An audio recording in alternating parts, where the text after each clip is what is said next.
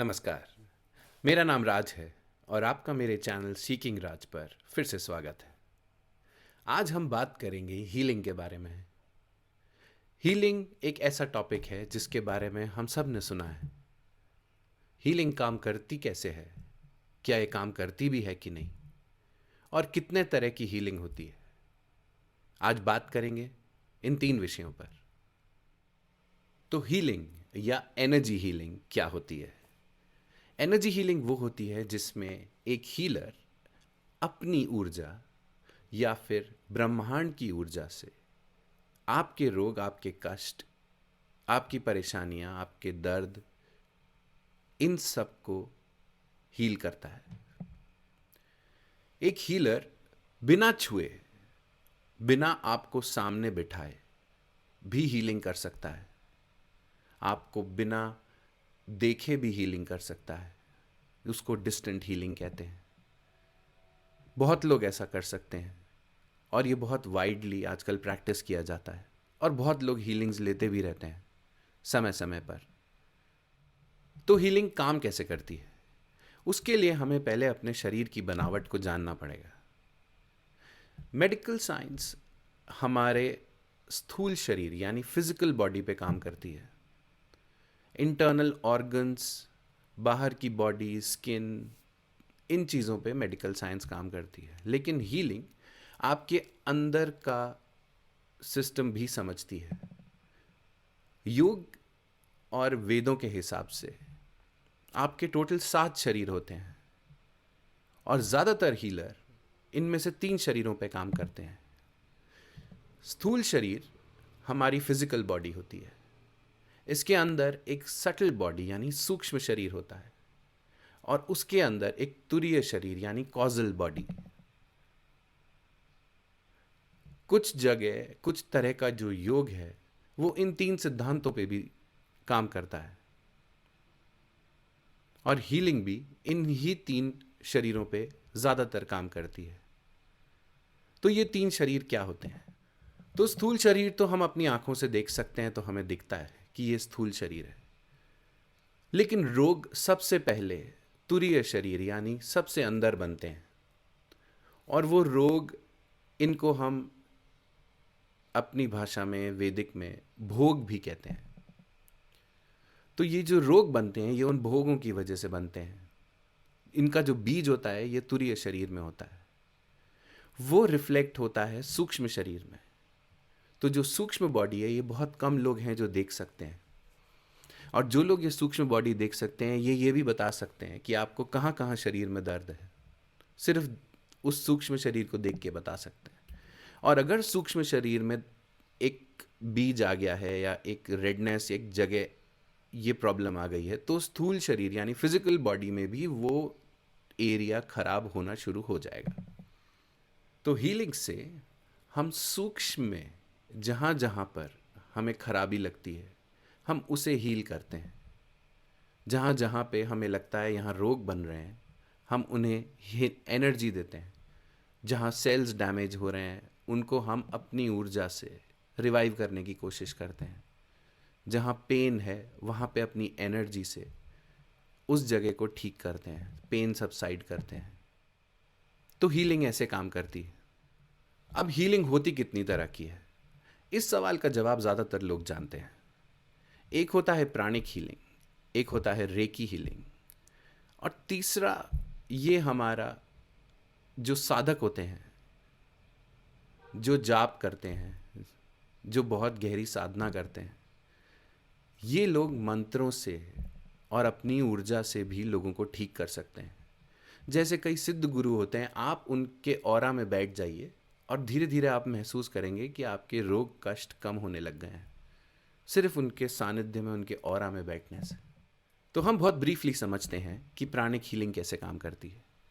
Pranic healing में एक healer अपनी एनर्जी आपको, जहाँ पे आपको रोग है, जहाँ कष्ट है, वहाँ पे एक पर्टिकुलर पैटर्न में देता है और उस जगह को क्लीन करता है।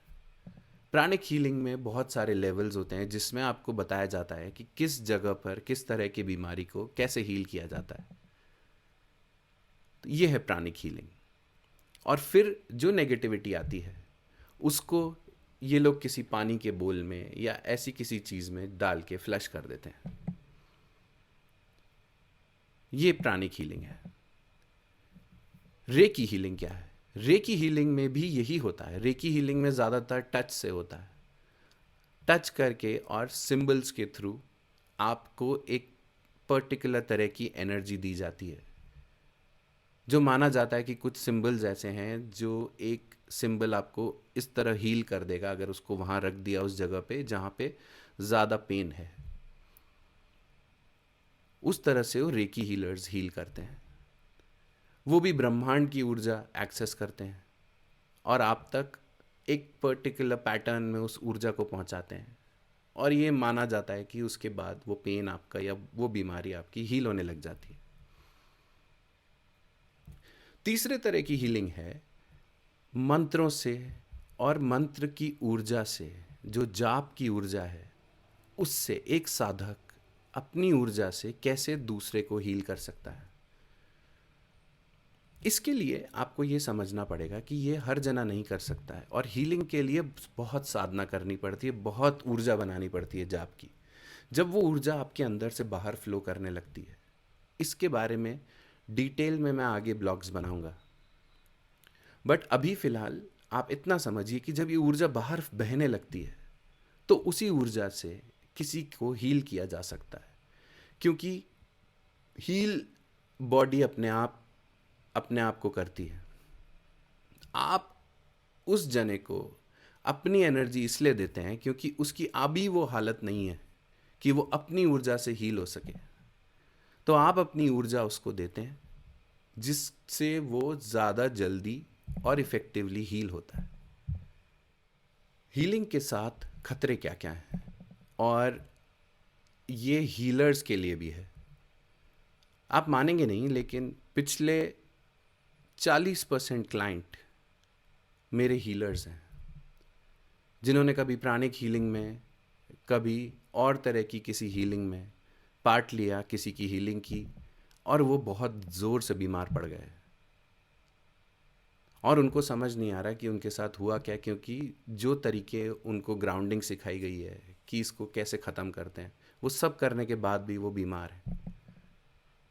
तो क्या खतरे जुड़े हैं हीलिंग के साथ, ये एक हीलर को पता होना चाहिए।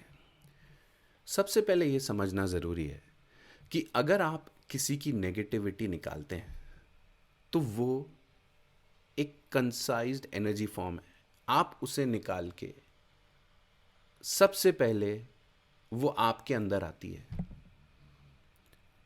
आप थोड़ा बहुत उसको ज़रूर बाहर निकाल के पानी में डाल दीजिए या बहा दीजिए, पर ज़्यादातर वो ऊर्जा आपके अंदर आती है।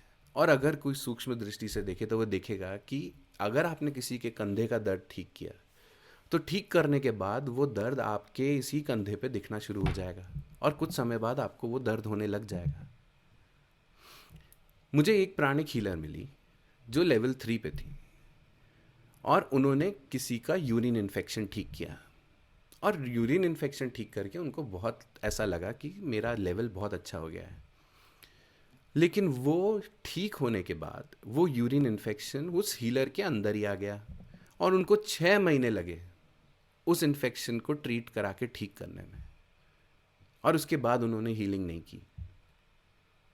तो ऐसा क्यों होता है, और इन चीज़ों से बचें कैसे? ये सब आप अगर सही जगह से सीख रहे हैं, अगर कोई ऐसे सिद्ध गुरु हैं जो जानते हैं इससे जुड़े हुए खतरे क्या हैं और वो आपकी मदद कर रहे हैं, तो आपको इन चीज़ों से डील करने में आसानी हो जाएगी। अगर कोई केस तंत्र का इशू है और आप उस पर नॉर्मल हीलिंग कर रहे हैं, तो अगर वो एंटिटी या जना जिसने वो किया है और वो ज़्यादा पावरफुल है, तो वो एक हीलर को बहुत बुरी तरह डैमेज कर सकता है। इसलिए आपके पास प्रोटेक्शन ज़रूर होना चाहिए।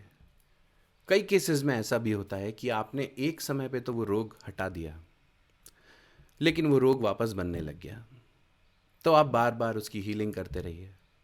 बट वो रोग बार बार बन क्यों रहा है, ये भी आपको जानना ज़रूरी है एज अ हीलर।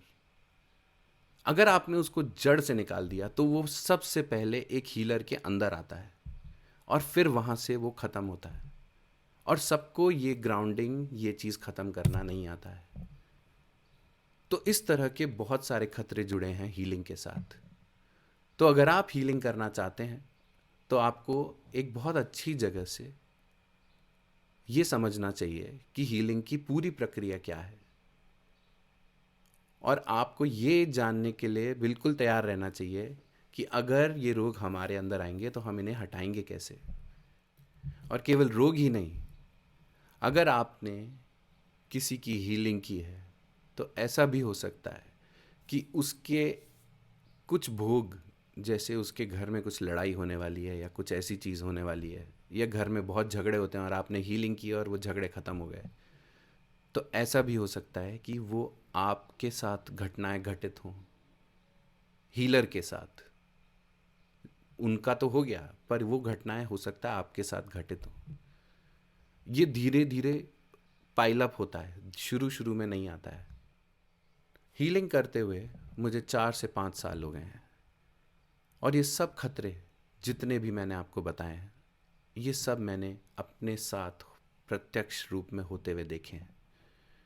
और अपने आप को हमेशा अपग्रेड करते करते एक पॉइंट ऐसा आया है कि अब मैं समझता हूँ कि किन चीज़ों में हीलिंग की जा सकती है और किन चीज़ों में कोई और प्रक्रिया करनी पड़ती है। तो ये था आज का मेरा ब्लॉग हीलिंग पे। मेरा नाम है राज, आप देख रहे थे मेरा चैनल सीकिंग राज। अगले एपिसोड में फिर मिलते हैं एक नई जानकारी के साथ।